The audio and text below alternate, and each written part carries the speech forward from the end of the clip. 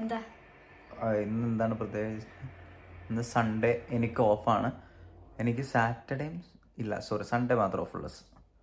അപ്പോൾ അതുകൊണ്ടാണ് സൺഡേ എടുക്കുന്നത്. സ്ഥലം വരെ പോകുന്നുണ്ട്, അതുമായിട്ട് ബന്ധപ്പെട്ടൊരു വീഡിയോ ആണ്. അപ്പോൾ സ്ഥലമൊക്കെ വഴിയെ പറയാം എങ്ങനെയാണെന്നൊക്കെയുള്ള. നമ്മൾ റെഡിയായി, കുറച്ച് ഫ്രണ്ട്സ് ഉണ്ട് കൂടെ. സോ അപ്പോൾ വഴിയെ ബാക്കി കാര്യങ്ങൾ പറയാം. അതിൻ്റെ ഇടയ്ക്ക് ഒരു ഇൻ്റർവ്യൂവിൻ്റെ കഥയും കൂടെ പറയാം, അതിൻ്റെ അപ്ഡേറ്റും കൂടെ പറയാം. അത് രണ്ടായിട്ടിടണോ? ഇതിൻ്റെ കണ്ടിന്യൂഷൻ പോലെ, എന്നാലും വേറെ കഥകളൊന്നും ഉണ്ടാവില്ലല്ലോ വീഡിയോക്കകത്ത്. അപ്പോൾ അങ്ങനെ പോട്ടെ. ഹലോ, ഞങ്ങളിപ്പോൾ ലേഡി ബോവർ റിസോർട്ടിലെത്തി. എന്താ ലേഡി ബോവർ എന്നിപ്പോൾ കാണിച്ചത്? ഇന്ന് വലിയ വെള്ളം ഭയങ്കര സ്ലോ അല്ലടാ. അത് നടപടിയാവുന്നുണ്ട്. നല്ല അടിപൊളി സ്ഥലം അല്ലേ, കാണാനുണ്ട് അല്ലേ?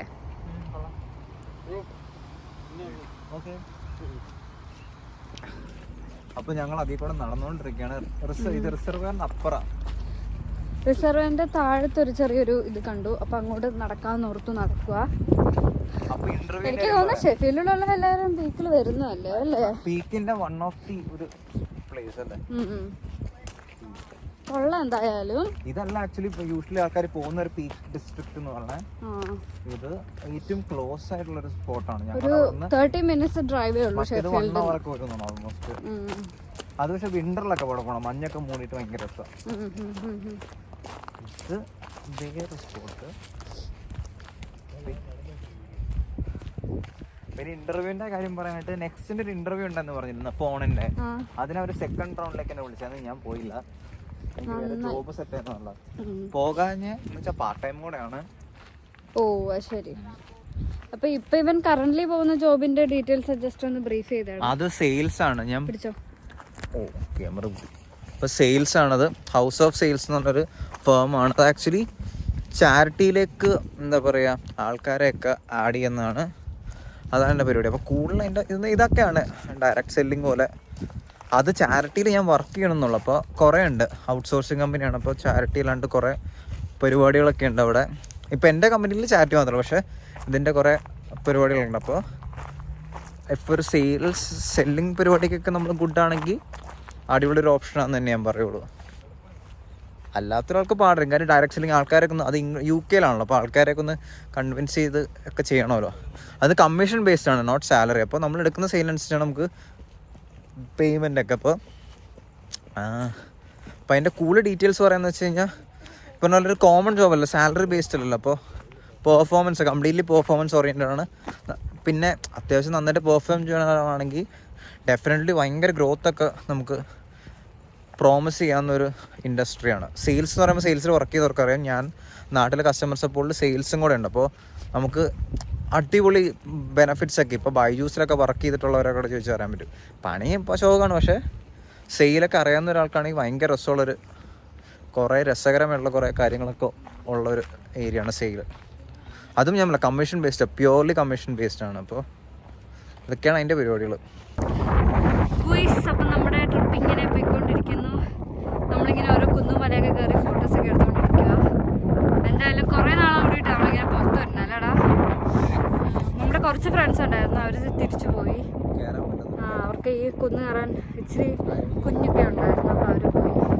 നമ്മളും കുറച്ച് കറങ്ങിയിട്ട് കുറച്ച് ഇറങ്ങണമെന്നൊക്കെ ഓർത്തിരിക്കുന്നു.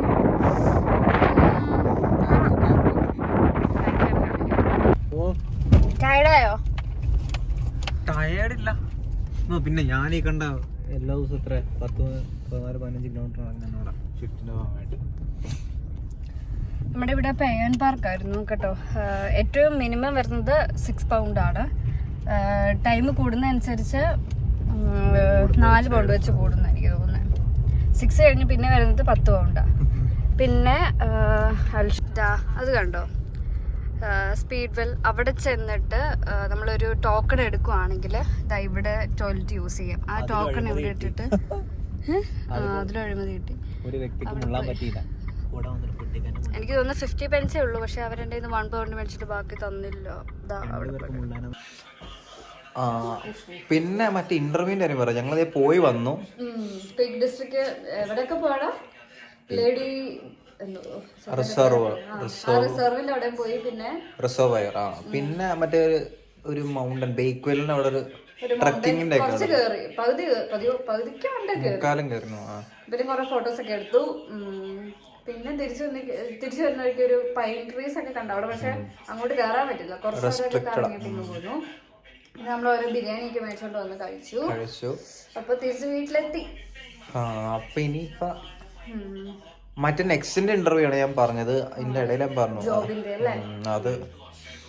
അത് ഡിലേ ആയി പോയെന്ന് പറഞ്ഞു അവരുടെ പ്രോസസ്സ്. അപ്പൊ അതുകൊണ്ടാണ് പ്രോസസ്സ് ഡിലേ ആയി പോയതല്ല, എനിക്ക് തോന്നുന്നു ക്ലയന്റ് വേറെ വേക്കൻസി ഒന്നും ഉണ്ടായില്ല. ഞാൻ അപ്ലൈ ചെയ്ത സമയത്തും ഉണ്ടായിരുന്നു, പിന്നീട് അങ്ങ് വേക്കൻസി ഉണ്ടായില്ലെന്ന് തോന്നുന്നു. അതാണ് പറ്റിപ്പോയത്. അതുകൊണ്ടാണ് പറ്റിപ്പോയത് ഡിലേ വരാനായിട്ടെന്നാണ് അവരുടെ സൈഡിൽ നിന്ന് പറഞ്ഞത്. പിന്നെ ഇപ്പൊ നീ പോകുന്നതിന്റെ ഒരു ബ്രീഫ് നീ കൊടുത്തായിരുന്നു. അപ്ഡേറ്റ് സ്റ്റിൽ നമ്മൾ വേറെ നോക്കുന്നുണ്ടല്ലേ?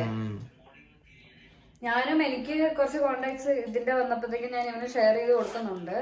എനിക്ക് തോന്നുന്നു ഇതിപ്പം ഒരു ഈ കുറച്ചുകൂടെ കഴിയുമ്പോഴത്തേക്കും കുറെ കൂടി വേക്കൻസി വരുമെന്ന് എനിക്ക് തോന്നുന്നു എല്ലായിടത്തും.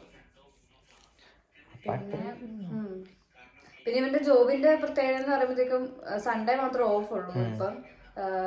പിന്നെ ഓരോ വീക്കാണ് ഓരോ സ്ഥലത്ത് പോകണ്ടേ. ഡിപ്പെൻഡ് ചെയ്യും, നമുക്ക് പറയാൻ പറ്റില്ല. കാര്യം ഒരാളല്ല, കുറെ പേരുണ്ടല്ലോ. അപ്പൊ 3-4 പേര് ഒരു സ്ഥലത്തേക്ക് വിടും, അങ്ങനെ. പിന്നെ 30 above ആയിട്ടുള്ളവരെ മാത്രമേ ഇതായിട്ട് ജോയിൻ ചെയ്യാനൊക്കെ പറ്റത്തുള്ളൂ ഇവന്റെ സെയിൽസിന്റെ ഇതിൽ, ഈ ചാരിറ്റി സംഭവത്തില്.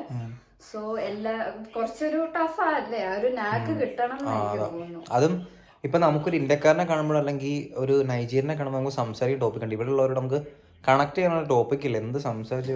പിന്നെ ഇവർക്കും എനിക്ക് അറിഞ്ഞൂടെ റേഷ്യൻ ആയതുകൊണ്ടാണെന്ന് അറിയില്ല, ഒരു മടിയല്ല, എന്നാലും ഞാനൊരു ഏലിയൻ ആണല്ലോ അവരെ സംബന്ധിച്ച്. അപ്പൊ ആ ഒരു ഡിഫറൻസ് ഉണ്ട്. അപ്പൊ അങ്ങനെയൊക്കെ പോകുന്നു. അപ്പൊ നമ്മള് സ്റ്റിൽ ഇവൻ വേറെ ജോബ് നോക്കുന്നുണ്ട്. എന്തെങ്കിലുമൊക്കെ ഒരു അപ്ഡേറ്റ്സ് വരുമ്പോഴത്തേക്കും നമ്മൾ അറിയിക്കുന്നതായിരിക്കും. അപ്പൊ എന്തായാലും മറ്റേ വേസ്റ്റ് മാനേജ്മെന്റ് ആ ഒരു ജോബ് അല്ല ഇപ്പൊ ചാരിറ്റി ബേസ്ഡ് ആയിട്ടുള്ള ഒരു ഫാമിലി ഇതിലാണ് ഇപ്പൊ വർക്ക് ചെയ്യുന്നത്. സോ അങ്ങനെയൊക്കെ പോകുന്നു ലൈഫ്. അപ്പൊ അത്രേ ഉള്ളൂ. പുതിയ വീഡിയോ ആയിട്ട് കാണാം.